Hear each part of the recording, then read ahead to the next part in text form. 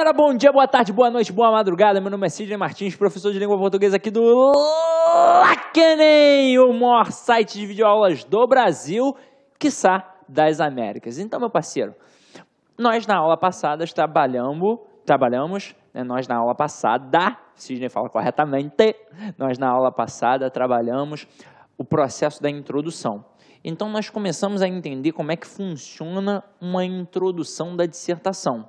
E aí, eu mostrei a estrutura da dissertação, de cara, no iniciozinho, para você começar a perceber o que é uma introdução, o que é um desenvolvimento e o que é uma conclusão. Até fizemos um esboço ali rapidinho de como é que seria o processo. Só que o nosso tempinho acabou, porque nós procuramos trabalhar sempre em 40 minutos, para você poder ter atenção. E agora, num próximo bloco, nós vamos trabalhar mais, para que você possa ficar mais antenado e preparado. Então, tranquilo, olha só. Parte 2, aqui a gente tem as expressões que nós trabalhamos na aula passada. E é o seguinte, na aula passada, nós começamos a brincar com isso daqui e começamos a trabalhar com um tema relacionado à violência. Hoje, nós já vamos trabalhar outros possíveis temas. Só que antes de começar a trabalhar outros possíveis temas, nós vamos entender o que eu posso e o que eu não posso fazer no meu texto como um todo. Não serve apenas para a introdução, serve para o texto como um todo. Porque eu disse a vocês, eu vou mostrar logo tudo, para que você comece a trabalhar. Porque quanto mais redações você fizer até o dia da prova, mais fera você vai ficar. Tranquilo? Então, olha só. Eu comecei a falar um pouquinho da apresentação visual na aula passada, mas foi um pouquinho. Agora a gente vai falar como um todo. Então, eu vou pontuar aqui cada elemento para a gente poder entender como é que funciona, tá? Então, olha só. Primeiro, centralize o título na linha que é a primeira linha, sem aspas e sem grifo. O título pode apresentar interrogação desde que o texto responda à pergunta. Então, olha só. Eu tenho aqui o espaço, as linhas pautadas. Beleza. Como é que você vai produzir esse texto? Aquela folha que você vai entregar. Caneta azul ou preta. Melhor ficar logo com a caneta preta e pronto. Tem de se preparar no dia anterior ou já deixar muito tempo preparado. Não vai me dar um mole de chegar atrasado lá para poder fazer a prova do Enem, beleza? Então, você tem de estar lá com o teu estojinho tudo bonitinho, tudo preparado.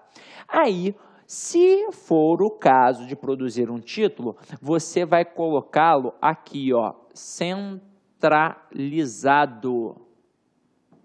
Não vai fazer o que você tem o hábito de fazer no seu computador, quando você quer destacar uma palavra. Aí você coloca em negrito, em itálico e sublinhado. Está errado, porque se você fosse apresentar isso na faculdade, o camarada já ia te dar um esporro.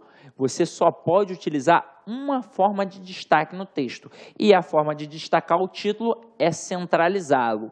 Já mostrou que é o título. Ah, professor, mas onde eu vou colocar o texto agora? Eu vou pular uma linha, duas linhas? Antigamente, no pré-vestibular, os professores aconselhavam ao aluno pular de uma a duas linhas, porque era bonito. Só que a coisa mudou. Então, hoje em dia, o que eu vou fazer? Logo embaixo, na linha abaixo, eu já começo o meu texto. Sabe por quê? Porque esse título ele também conta como linha. E é o seguinte, meu parceiro, você gira no universo de 20 a 30 linhas. No universo de 20 a 30 linhas. E aí eu te digo, é normal você receber uma pontuação quando você escreve até menos. Por exemplo, se a gente fosse comparar uma outra banca, uma banca de concurso público e a banca do Enem, o que aconteceria? Se você produzisse num concurso público 8 linhas, meu parceiro, o camarada não ia nem olhar, é 0 com certeza. No Enem, 8, 9, 10 linhas, você ainda vai ganhar uma pontuação. Então, ó, levanta as mãos para o céu, porque está tudo bem para o teu lado. Agora, o normal é o camarada, quando ele delimita isso daqui, ó, ele começar a descontar tanto para as linhas a menos quanto para as linhas a mais. É normal o camarada aceitar até 3 linhas a menos e até 3 linhas a mais. Isso é o normal. Então, o negócio é o seguinte, você tem que começar a produzir, a treinar a partir de agora. Você sabe que vai ser pontuado diante de 8 linhas ou mais, mas você vai ter de ficar dentro desse universo. Agora é o seguinte, quando você produz menos, ele vai descontando, vai tirando ponto, geralmente meio ponto por cada linha a menos. E aí, olha só o perigo que você está correndo. Agora, quando você produz mais, ainda é pior. Lembra que eu disse que a gente não deve escrever demais para poder ter um bom texto? O negócio é o seguinte, se você produz 3 linhas a mais nesse texto, além dele descontar pelo menos meio ponto em cada linha, 1,5 ponto, ele simplesmente vai parar de ler na linha 30. Então, imagina o seguinte, você realmente produziu 30 linhas, mas tem um título, 31 linhas. Ah, professor, então, só perdi ali meio ponto. Não, você não perdeu só meio ponto. Ele vai parar de ler a sua redação exatamente na linha 30. Ele vai desconsiderar a linha 31. E com certeza você vai perder e muito em coesão e coerência. Então, meu parceiro, fica antenado nisso. Aí é o seguinte, esse título você vai escrever de 1 a 4 palavras apenas. E como é que vai funcionar? Somente a primeira letra deste título é obrigatoriamente em maiúscula. Mais nada. E você não vai destacar, não vai colocar entre aspas, não vai colocar parênteses, nem nada. Você viu que no nosso material fala da interrogação. Eu posso ter uma interrogação no título? Na verdade, você pode ter uma interrogação em qualquer local do texto, desde que você responda esta pergunta. Aliás, qualquer local não. Tem um local em que você não pode ter uma pergunta, que é a conclusão. Você não pode finalizar a sua prova com uma interrogação. Lá no final do texto, nossa, como nossa sociedade, aonde nossa sociedade vai parar? Isso não pode fazer. Então, colocar lá um ponto de interrogação. Afinal de contas, quem é que vai responder?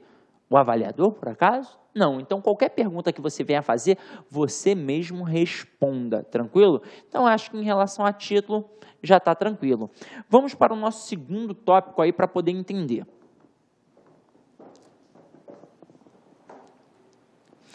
Aqui, ó, faça parágrafos distando mais ou menos 2 centímetros da margem e mantenha-os alinhados. Como assim, Sidney? Vamos lá, ó.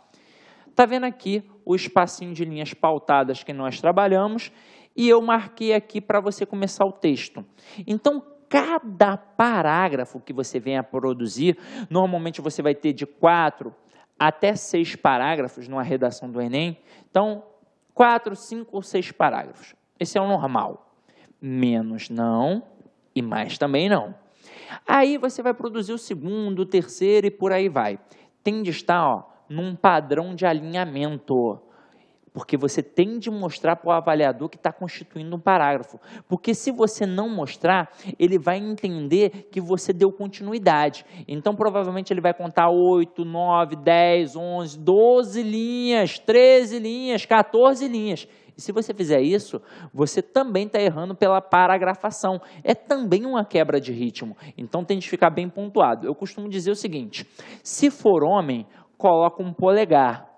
E se for mulher, se for menina, coloca 2 dedinhos. Porque, por exemplo, dentro de uma sala de aula, eu, lá na posição de professor, no início, lá no tablado, tenho de olhar para quem está sentado lá no final da sala e enxergar que foram constituídos parágrafos, tá? Não dê esse mole, é uma questão de apresentação. Por exemplo, quando você vai a uma boate, conhecer alguém, ou a um local, especificamente para conhecer alguém, é óbvio que o conteúdo vai contar, você tem que ser uma pessoa que tenha um bom papo, seja inteligente, tenha conteúdo, né, de certa forma. Agora, a apresentação visual conta, né? Se você chegar lá todo sujo, maltrapilho, fedendo, duvido que a pessoa vá se interessar num primeiro momento. Então, a redação, ela tem de estar bem apresentada, tá? Então, vamos lá, ó. Agora aqui, ó. Não ultrapasse as margens direita e esquerda e também não deixe de atingi-las. Meu parceiro, o camarada costuma fazer assim, ó. Tá aqui o nosso texto. Aí tem aquela famosa onda no mar da musiquinha do Lulu Santos. O camarada faz mais ou menos assim, ó. Ora ele vai até o final, ora ele não vai, ora ele vem até o meio, ora ele vai. Nossa, fica horroroso. E quando ele vem para cá também, às vezes não atinge, começa em qualquer local. Meu parceiro, você tem de começar o texto na margem esquerda, a não ser que seja uma constituição de parágrafo, e ir até o final da margem direita. Afinal de contas, o texto ele é cursivo, ele segue uma linha em direção ao infinito. Se eu não tivesse essas linhas pautadas, eu estaria escrevendo, ó, até finalizar. Então, por isso que eu tenho de ir até o final da linha, até o final da margem, e quando for iniciar na outra linha, também continuar no início da margem. É porque é como se eu estivesse, ó, dando continuidade nesse texto. Caso eu não faça isso, eu serei apenado com certeza, tá? Olha aí a quarta situação. Evite rasuras e borrões. Caso você erre, anule o erro com um traço apenas. Então, imagina o seguinte. Lembra daquela máxima que eu disse a vocês no início da aula de dissertação, na primeira parte? Então, se você não sabe escrever uma palavra, dentre duas palavras difíceis, escolha sempre o quê? A mais simples. Agora, chegou lá, não sabe escrever a palavra, meu parceiro, não vai dar mole, escolha um sinônimo. Ah, professor, mas eu sabia escrever e dei mole. Então, por exemplo, o camarada veio escrever a palavra casa e aí, sei lá, de repente, pela sonoridade, escreveu com um Z. Você não vai poder fazer isso daqui que a gente fazia na época da escola. Isso aqui é um borrão, isso aqui é horroroso, isso é uma rasura. Você com certeza será apenado. Agora, muito aluno faz isso, ó, achando que está fazendo bonito. Ele dá um risco simples e coloca entre parênteses, para poder destacar que é um erro. Meu parceiro, não faça isso. A única forma que você tem é fazer um risco simples. Lembra que eu disse? Você só tem uma possibilidade de destacar os termos? Também para o erro funciona da mesma forma. Então aqui, ó, destaquei, e aí o que eu vou fazer? Ao lado eu escrevo corretamente. E professor, e se eu der o azar de só perceber o erro na hora que eu fui entregar o meu texto?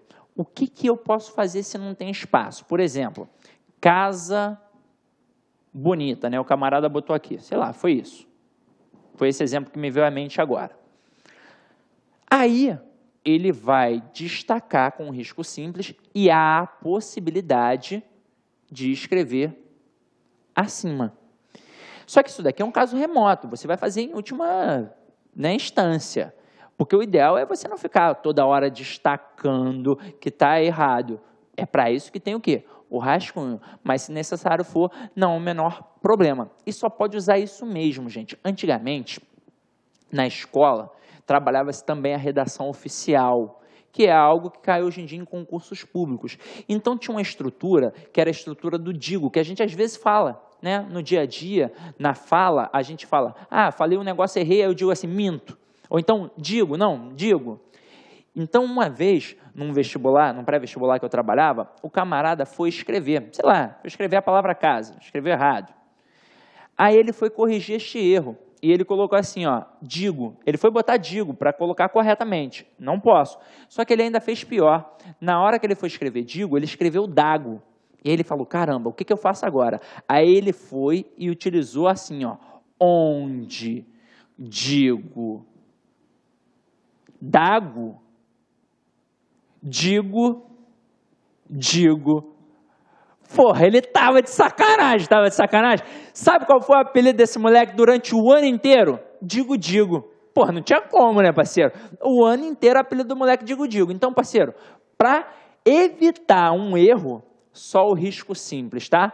Ideal colocar do lado. Se não tiver a possibilidade de colocar do lado, pode colocar acima também. Mas é evitar isso ao máximo. É para isso que tem um rascunho, é para isso que você vai fazer a revisão daquele teu texto, tá? Continuando aqui.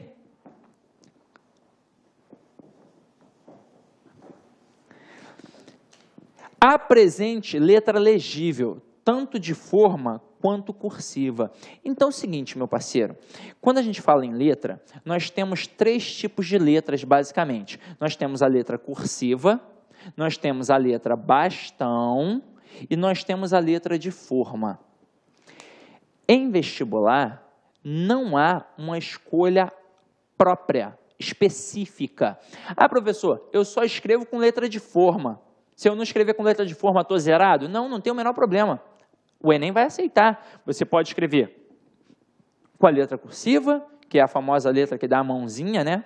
Você pode escrever com a letra bastão, que eu quase não consegui fazer aqui, e você pode escrever com a letra de forma. Agora, o que você não pode fazer? Você não pode misturar, sair misturando. Você tem que tomar cuidado. Por exemplo, geralmente pessoas indecisas, elas têm o hábito de misturar as letras. Eu mesmo, eu misturo o tempo todo quando estou escrevendo. Agora, você está prestando um concurso, e no concurso você tem de se policiar. Então, você não pode fazer assim, ó, por exemplo. Ah, professor, mas eu nasci assim, vou morrer assim, síndrome de Gabriela. Pelo amor de Deus, meu parceiro, tu não consegue se concentrar e fazer assim, ó. Consegue, não consegue?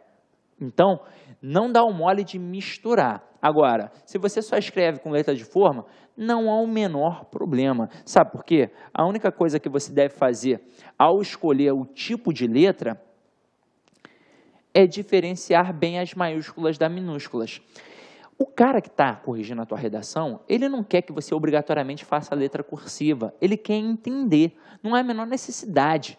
Então, você vai fazer e vai diferenciar bem as minúsculas das maiúsculas. Isso em qualquer tipo de letra que você venha escolher, tá?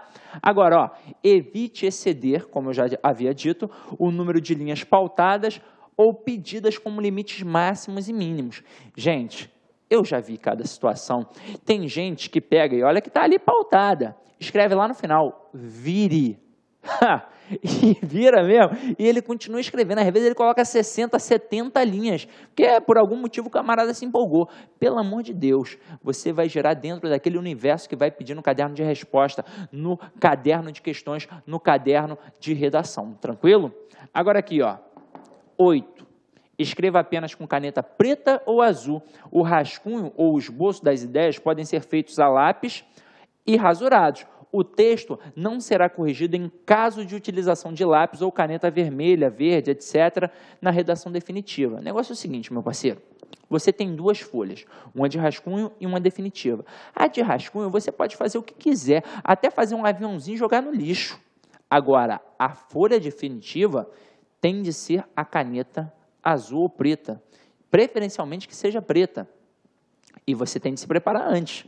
Agora, se não entregar essa folhinha, 0. Se entregar lápis, 0. Se entregar caneta vermelha, 0. Quer um zerão bonito? Não quer, né? Olha aqui a próxima.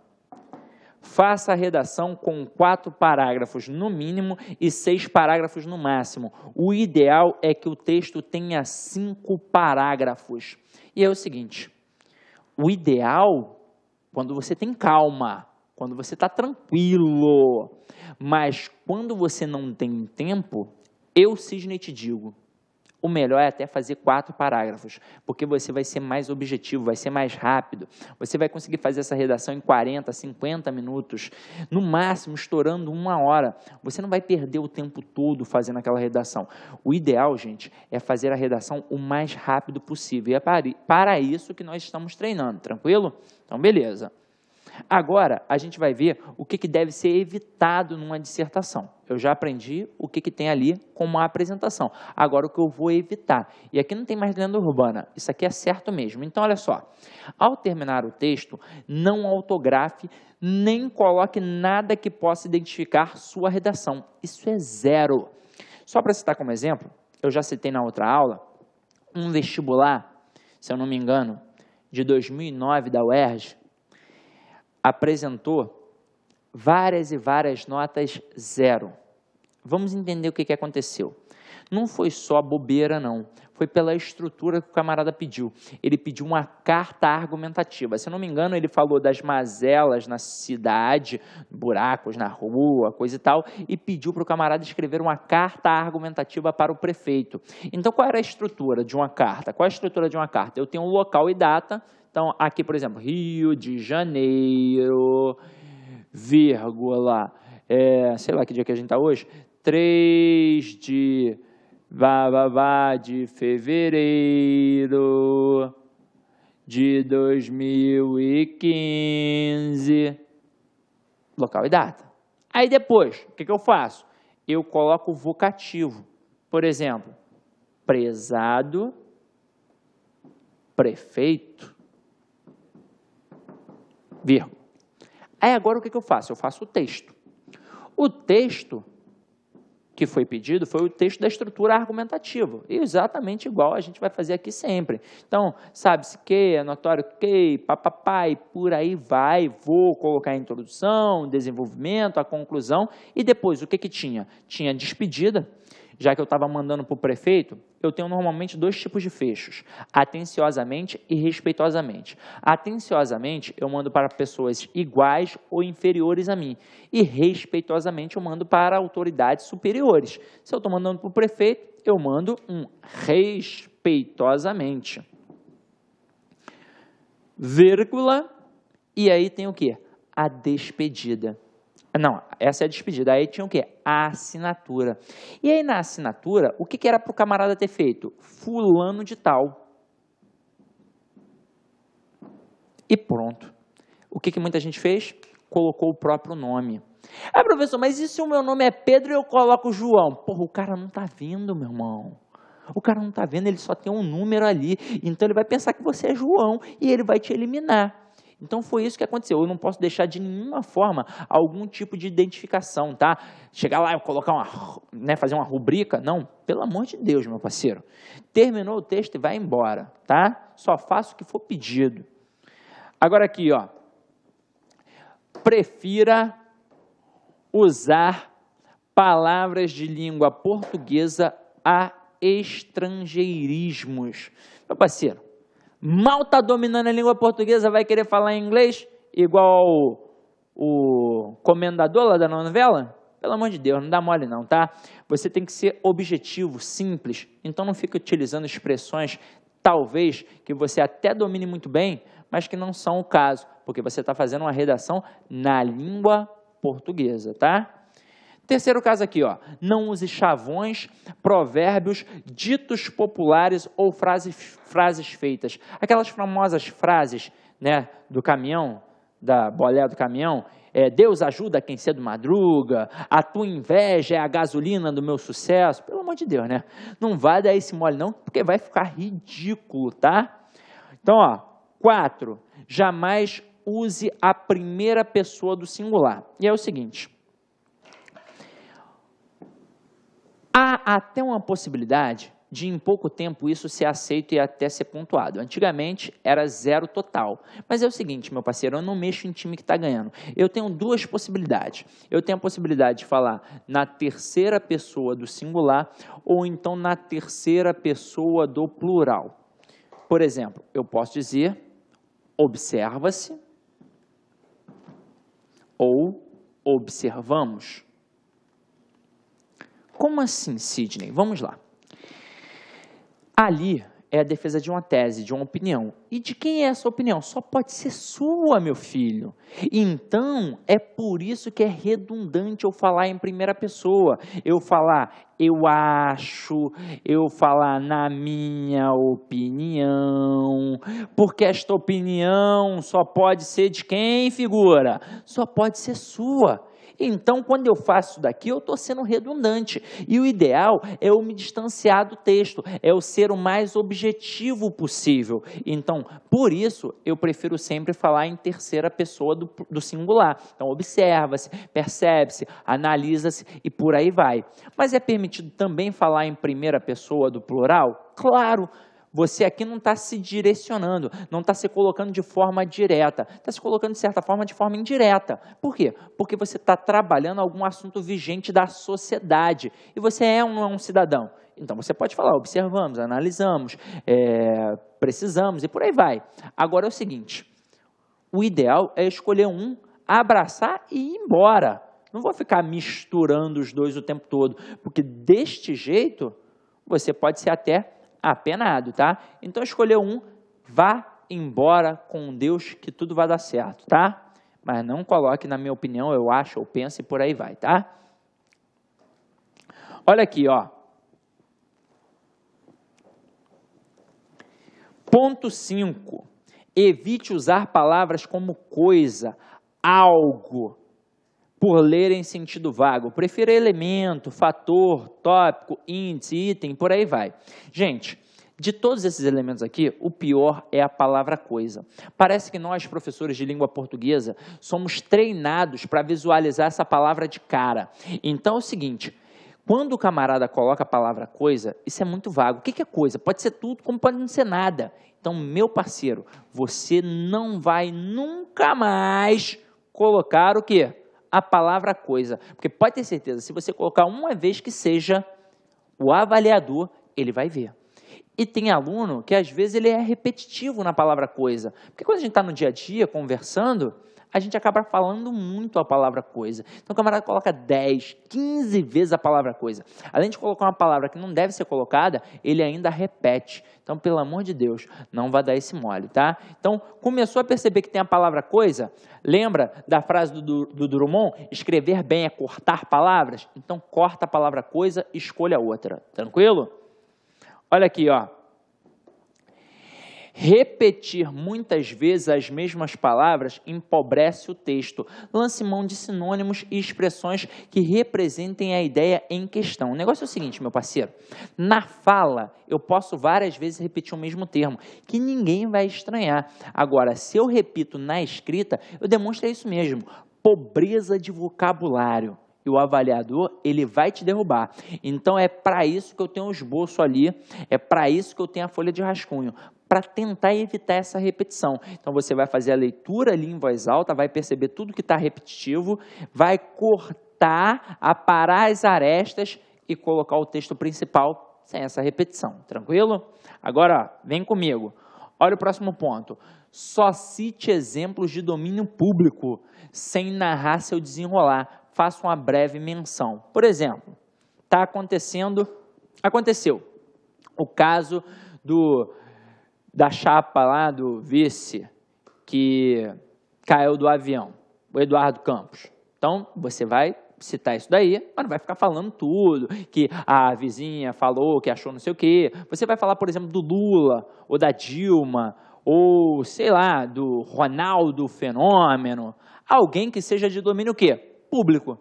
Vai mencionar, não vai ficar narrando todo o seu desenrolar. E, pelo amor de Deus, jamais fale de alguém que não seja de domínio público. Uma vez eu peguei uma redação que era sobre o processo do pré-sal. Então, estava trabalhando essa relação da Petrobras, né, a parte do petróleo. E eu lembro porque foi uma mulher que fez a redação, então eu lembro que foi ela, né? Então, ela falou sobre o filho da vizinha. Eu até me lembro como se fosse ontem. Era a plataforma P16. Aí ela disse que o rapaz ficava 15 dias na plataforma, 15 dias em casa. E quando ele ficava 15 dias na plataforma, a namorada dele botava galho com o rapaz da academia. Pô, pelo amor de Deus, por que o avaliador quer saber um negócio desse? Não faz o menor sentido. O que isso interfere no processo do petróleo, do pré-sal? Pelo amor de Deus, então não interessa a ninguém algo do seu vizinho, da sua tia, do seu cachorrinho. Só fale se for alguém de domínio público. Até porque você pode utilizar isso daqui para dar respaldo na argumentação. Por exemplo, citar um pensamento de uma autoridade na área. Aí sim, beleza, tá bacana. Agora, o meu tio sempre dizia. Porra, pelo amor de Deus, hein, não vai dar esse mole, tá? Agora aqui, ó. Ponto 8. A emoção não pode perpassar nem mesmo num adjetivo empregado no texto. Atenção à imparcialidade. Está falando de violência. Eu sou esquerda, Sidney. O policial, para mim, é um porco fardado. Tem mais é que morrer. Pô, tu não vai botar isso no texto, pelo amor de Deus. Sidney, eu sou criado igual macho desde criancinha. Viado, para mim, tem que morrer. Pô, pelo amor de Deus, cara. Tu não vai botar isso no texto. Sidney, eu sou gay e eu quero mais é que os héteros se explodam. Pelo amor de Deus, você também não vai fazer isso. Sidney, então não posso xingar ninguém. Não, porque você não pode ferir os direitos humanos. Então, pelo amor de Deus, você tem de respeitar o próximo. Tranquilo? Então, ó, nada de ficar xingando na redação, tá? Tô falando isso, às vezes você está até estranhando, mas é coisa comum de acontecer. Haja vista o vestibular de 2014. Você acha que teve tanto zero por causa de quê? Foram por conta de coisas assim. O camarada que xinga, o camarada que fala besteira, o camarada que é preconceituoso, isso acarreta o zero. Tranquilo? Agora aqui, ó, ponto 9. Evite o uso de etc. e jamais abrevie palavras. Se liga só, meu parceiro. A expressão etc. ela é uma abreviação de uma expressão latina que significa etc. ou etc. Tanto faz. Se a gente for avaliar isso daqui na íntegra, o que significa? Esse et significa e, o adjetivo, a conjunção e, que indica soma, e cetera, quetera, significa outros, entre outros. É por isso que quando a gente está trabalhando uma estrutura em que eu até coloco o etc., porque como eu disse a vocês, cada tipo de texto é um contrato de comunicação. Eu normalmente não coloco a vírgula antes do etc. Afinal de contas, esse et já é como se fosse um e, já indica a soma. Mas se você parar para analisar, a maioria dos textos tem. Na própria gramática do Bechara tem lá. Talvez não tenha sido nem ele, talvez tenha sido o revisor que colocou por algum motivo, não sei. Agora, na nossa redação do Enem, eu não vou escrever etc. Se tiver necessidade, eu não preciso colocar entre outros, eu coloco entre outros. Então é o seguinte, estou ali elencando, tem uma lista, então, sei lá, banana, melão, melancia, vírgula, entre outros. Não há o menor problema. Entre outras, não há o menor problema. Agora, não há necessidade, muitas das vezes. Às vezes a gente pensa, eu tenho que colocar etc. Só se realmente tiver um algo a mais. Se não tiver, não tem porquê. Então, se tiver a necessidade de colocar etc., não vá colocar o etc. Você vai colocar entre outros ou entre outras. Vai depender da concordância, tá? Beleza. E agora, ó. Não analisar assuntos polêmicos sobre apenas um dos lados da questão. Então, se liga só, meu parceiro. Lembra da estrutura que a gente apresentou na aula passada? Vou apresentar a mesma estrutura para você aqui agora. Bota aqui, ó, sabe-se que. E aqui eu vou botar dentre tantos motivos relevantes, vírgula, destacam-se. 2 pontos.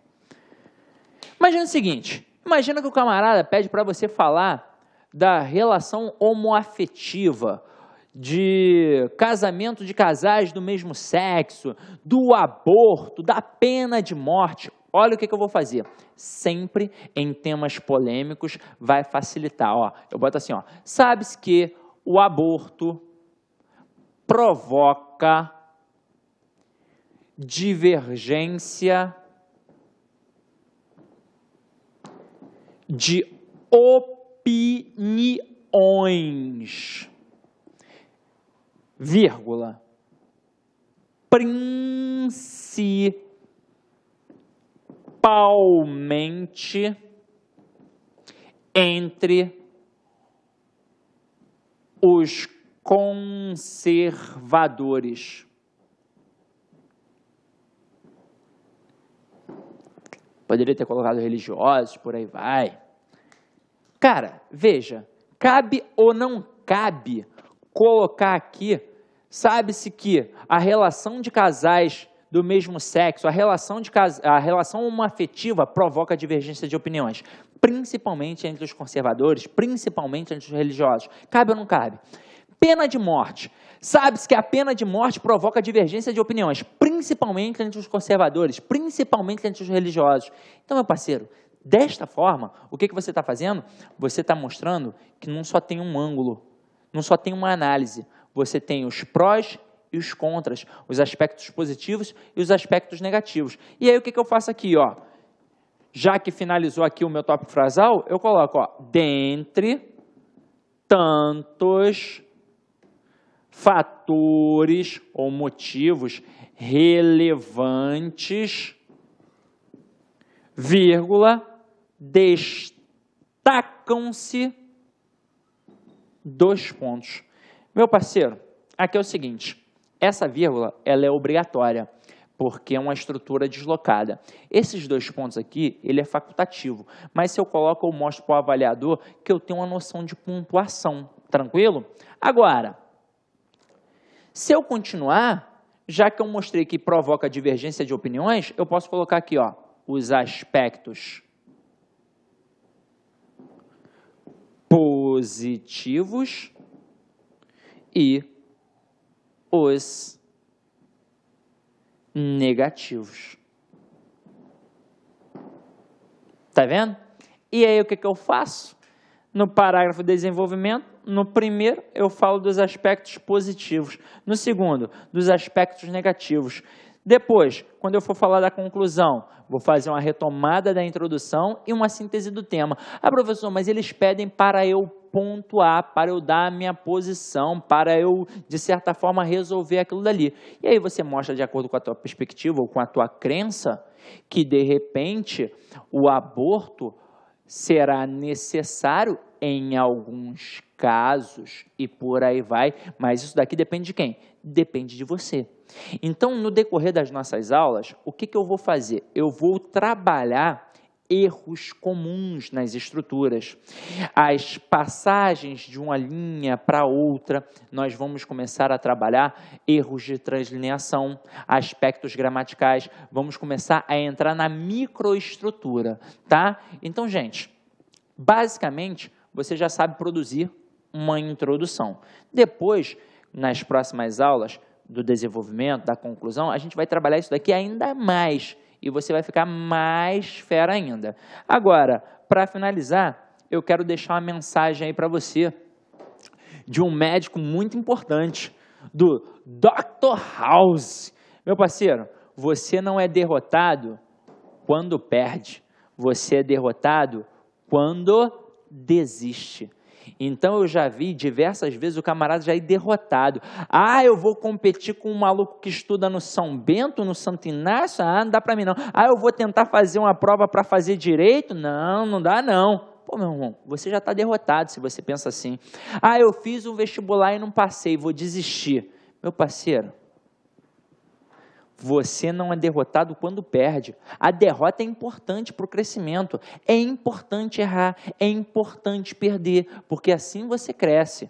Agora, derrotado mesmo, você só é quando desiste. Então, você não pode desistir não, tá? E é para isso que a gente está aqui, meu parceiro. Não esquece não, avalia, porque o teu retorno, o teu feedback é sempre importante para a gente saber, né, se a coisa está indo bem ou não está indo. Entre em contato comigo pelo Facebook, pelo WhatsApp, que a gente vai trocar uma ideia, tranquilo? Então é isso daí. Idem em paz e que o Senhor sempre vos acompanhe.